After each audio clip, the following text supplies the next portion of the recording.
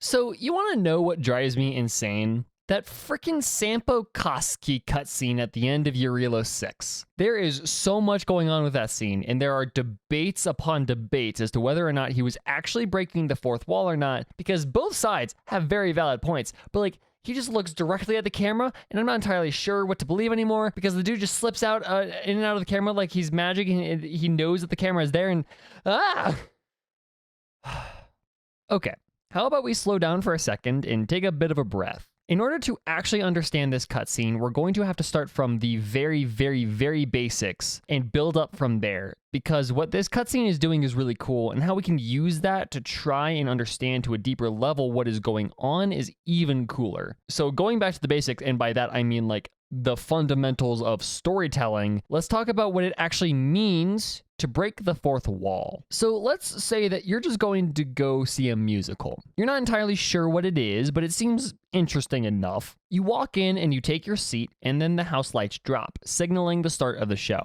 It is at this point that you, the audience member, sign a sort of contract. See, if the scene of this musical takes place in, say, a tavern, something is missing from this tavern just by it being a part of the stage, one of the walls. Taverns, by way of being an enclosed building, usually have at least 4 walls, but where one of them would be is instead opened air, and beyond it is the audience. It is your job as an audience member, your side of the contract, to ignore that the fourth wall is not there, and it's the writers and actors' job to pretend that it is. This contract is core for you to be able to suspend your disbelief, if you are familiar with that term. What this metaphorical contract is doing is defining what is a part of the world to the characters and what is not. Everything inside those 4 walls are a part of the world, and everything outside, including the band, the audio guy that's racing around the theater trying to fix a sound issue, and the audience, are what's called non-diegetic, not a part of the world. Now, assume that later in the play, one of the characters gets absolutely high as shit. The when, where, why, and how is entirely unimportant to the point I'm trying to make right now, but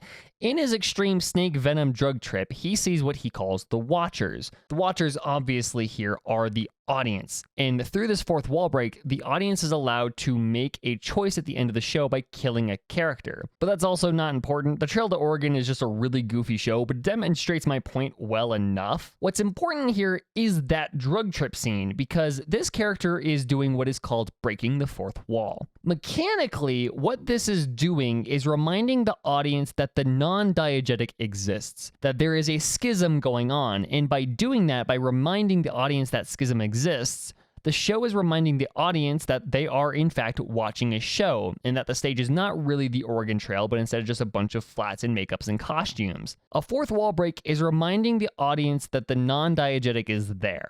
But there is a question to be had here, because most fourth wall breaks work exactly like this, where there is a contract made and the writers are obviously flaunting it. That question that's left is, can you commit this narrative digression without breaking that contract? Can we have a scene where the writers are accomplishing the same thing as a fourth wall break, but without requiring the suspension of the audience disbelief to be foregone, allowing the writers to wink subtly at the audience without the diegetic intruding on the non? Is there a loophole in the contract? The example used in the video that I'm getting most of this theory from is Abed Nadir from Community. Community is a tropey sitcom, and Abed is a teen who filters his world through sitcom tropes. So just as a result of his character being the way that he is, he often identifies the tropes that are being used in whatever scene or episode he's in, but it isn't breaking the fourth wall because that's just how he is as a character. But mechanically, it serves as a way for the writers to wink at the audience and say, yeah, we know what we're doing, we know what tropes we're indulging in and why we're using them, without actually looking at the audience and breaking the fourth wall.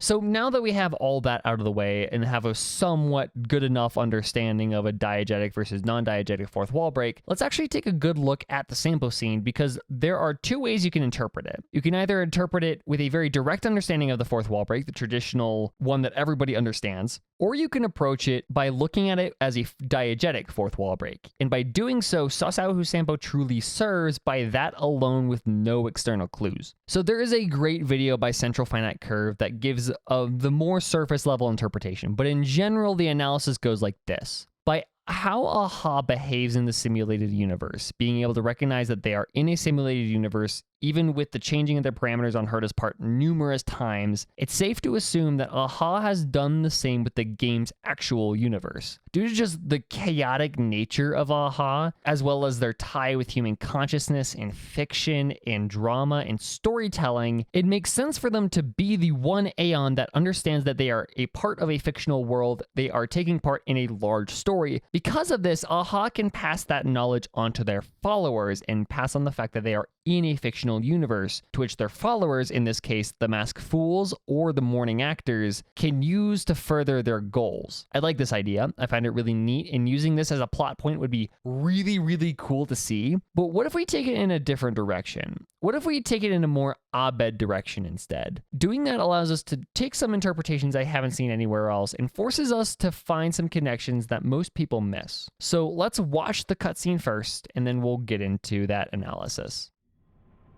Oh, it was a close thing, all right. Good thing it dawned on me. Hey, Sampo doesn't have to be a protagonist, right? The likes of us are better suited to, shadowy comic relief, huh? Turns out the Astral Express crew is more fun than I expected. You liked it? Really? Told you so. No, I'm in no hurry to leave. What? Oh, Epsilon? What fun can you get out of a giant Vanity Fair like that? True happiness always entails the manifestation of the dignity of mankind. Now, that's a quote I live by. Well, bye for now. Send my regards to the guys and girls in the tavern. Oh, and don't forget to say that Sampo Koski will catch them for the next one. Time to make my curtain call. To you, my dear audience, I dedicate my performance. I wonder, did I bring a little more joy into your lives? You don't have to answer that. But if the answer is no, then you'll break my heart. We should be getting back to the Express. Time to find March and Danhung. Sampo, you can't just break the fourth wall like that. Wow, that is so weird. Okay, so now that we have that fever dream of a cutscene out of the way, let's set some ground rules. Let's assume that Sampo doesn't actually know about being in a game. Let's assume that we don't even know what faction Sampo is a part of. At the opening of the scene, we see him standing in front of a screen that later, when we revisit the same screen in Clara's companion quest, we learn is supposed to be broken and unused, where he is talking to somebody unseen. He says that it dawned on him that he doesn't always have to be a protagonist and that he's better suited as a shadowy comic relief. This is entirely character archetype discussion. Keep that in mind. We move on to the next line of note where he says bye to the person on the screen and says that it's time for him to make his curtain call. And then he looks directly at the camera and then says one of the most batshit lines in this entire game so far. To you, my dear audience, I dedicate my performance. I wonder, did I bring a little more joy into your lives? You don't have to answer that. But if the answer is no, then you'll break my heart. So we're again assuming that he does not know he is in a game. So how might he know that he is supposed to do this if he doesn't know that he's being watched? Well, let's remember, there are two ways Sampo can break the fourth wall here. Non-diegetically, the traditional way, where he actually knows that he is in a game and he is talking to us, he is aware that we are watching him and playing him, or he could do it diegetically, as in the Abed way. So how could we explain him breaking the fourth wall that way? Well, his character, for some reason, would have to want to do something like this regardless of if they knew there was a camera there or not. In order to fit this criteria, Sampo needs to have a very strong connection to the people or beings that have a very strong ties to drama, theater, and performance, since in his cutscenes, he makes allusions to all of those things, curtain call, protagonist, whatever. And the only connection that makes sense is a connection to Aha in one of their two factions, the Masked Fools or the Mourning Actors. We know that Aha is represented quite often by the tragedy and comedy masks, which are a symbol for the duality of theater and performance in the traditional two modes of theater, that of comedy, lightheartedness and triumph, and that of tragedy, where everybody just dies.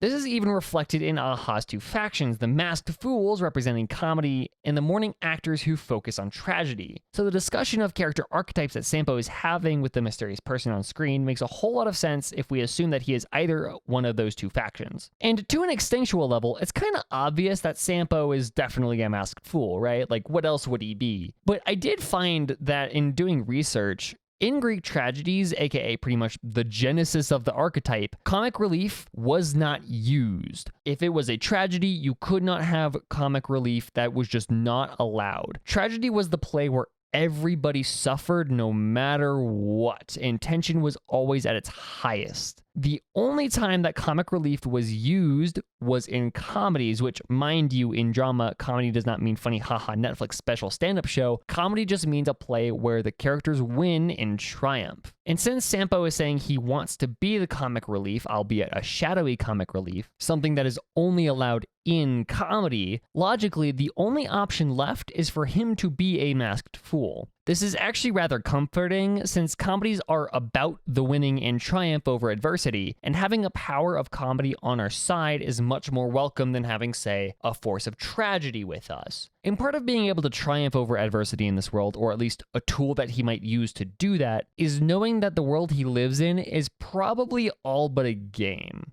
Or, more fitting for him, a play. But the one thing that makes this particularly interesting in my mind is that the game keeps it ambiguous as to whether or not this is a diegetic or non-diegetic break. Like, we can have this discussion all day, but because with how this break is structured, we don't actually know if it is meant to break the fourth wall in the same way that Trail to Oregon does, or if it's supposed to break it like Abed. Which is where this cutscene becomes really interesting, because it doesn't play the break as comedic. In fact, HSR never plays any sort of fourth wall break as comedic. For the most part, every break in this game, every fourth wall break that I know of in this game is used to either unsettle or intimidate.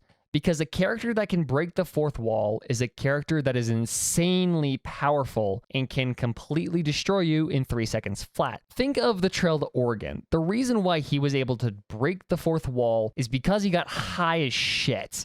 Right? That's why he was able to do that. It's not because he is powerful or is all-knowing or whatever. He just got really fucking high. In this game, though, the only way to understand the reality of their reality is to be very, very powerful, have very close ties to an Aeon, or just be Silverwolf.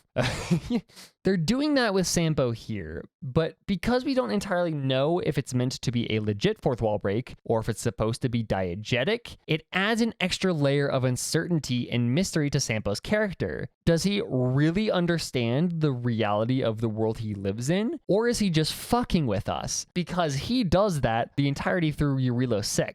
It's that question that we have to ask ourselves over and over and over again. And then there's the added mystery of what's up with Sampo's really weird and dodgy personality. How does he just come in and out of scenes as like freely as a bird? How can he control that like being unnoticed like he does? And why does the gun not give him a score? There are so many things about Sampo and his character that add up in super strange ways, but every single time it can always be tied back to pretty much breaking narrative cohesion, or at least being able to fold the narrative cohesion in his favor. He's able to take advantage of how the narrative is structured in order to get his way. He can pop in and out of scenes as needed, do whatever he needs in those scenes, and then dip right the fuck out. So really the only question that's left after that is, to what extent is he tied with Aha? And then what can Aha